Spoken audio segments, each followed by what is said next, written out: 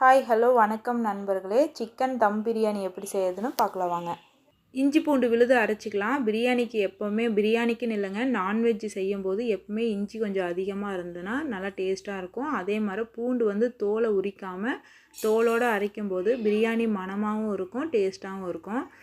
ஒரு பாத்திரத்தில் எண்ணெய் ஊற்றிட்டு பட்டை, கிராம்பு, ஏலக்காய், அன்னாச்சிப்பூ, பிரியாணி இலை போட்டுக்கலாம். அதுக்கப்புறம் வெங்காயம் போட்டு நல்லா வதக்கி விட்டுடலாம். வெங்காயம் வதங்குறதுக்கு கொஞ்சமாக உப்பு போட்டுக்கலாம். இது கூட ஒரு கைப்பிடி புதினா இலை, ஒரு கைப்பிடி வந்து கொத்தமல்லி தலையும் போட்டுக்கலாம்.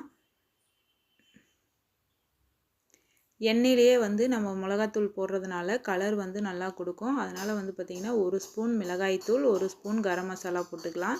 நான் இஞ்சி பூண்டு விழுது போடுறத காட்ட மறந்துட்டேன். இஞ்சி பூண்டு விழுது போட்டதுக்கப்புறமா 3 தக்காளி கட் பண்ணி போட்டிருக்கேன்.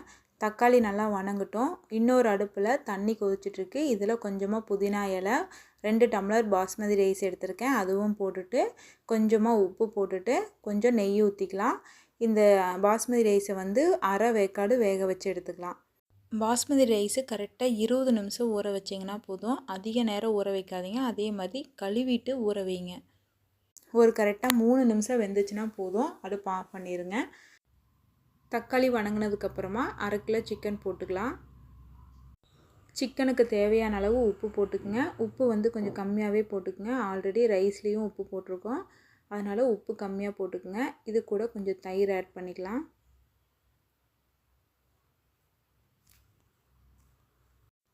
ரெண்டு டம்ளர் அரிசி எடுத்திருக்கேன், அதனால் வந்து பார்த்திங்கன்னா 4 டம்ளர் தண்ணி ஊற்றுவோம். நம்ம ஆல்ரெடி பாதி அளவு ரைஸ் வேக வச்சதுனால 3 டம்ளர் தண்ணி ஊற்றுனீங்கன்னா போதும். 2 பச்சை மிளகாயும் இந்த டைமில் போட்டுக்குங்க. தண்ணி நல்லா கொதிச்சதுக்கப்புறமா ஆல்ரெடி பாதி வேக்காடு வேக வச்ச பாஸ்மதி ரைஸையும் போட்டுக்கலாம். போட்டு ரொம்ப கலரக்கூடாது, லைட்டாக கலரி விடணும். இல்லைன்னா ரொம்ப கலர்னிங்கன்னா ரைஸ் வந்து உடஞ்சிரும். லைட்டாக கலரி விடுங்க. தண்ணியும் ரைஸும் கரெக்டாக ஈவனாக இருக்கணும்.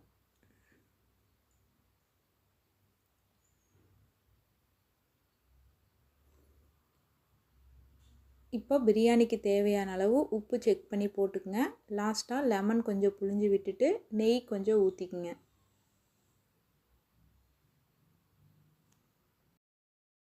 ரைஸ் போட்டதுக்கப்புறமா ஒரு கொதி வரணும். இங்கே பாருங்கள், தண்ணியும் ரைஸும் ஈக்குவலாக இருக்குது. இப்போ கொதி வந்ததுக்கப்புறமா தம் போட்டுக்கலாம். மூடி போட்டுட்டு நான் வந்து இடிக்கல் இருக்கு இல்லையா, அந்த கல் வந்து மேலே வச்சுருக்கேன். இந்த வெயிட்டுக்கு வந்து பார்த்திங்கன்னா ஏர் எதுவும் வெளியே போகாமல் இருக்கும்.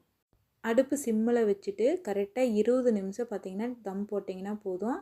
இப்போ 20 நிமிஷம் ஆனதுக்கப்புறம் ஒரு துளி கூட அடியும் பிடிக்காது. இங்கே பாருங்கள் எவ்வளோ சூப்பராக பிரியாணி ரெடி ஆயிடுச்சுன்னு.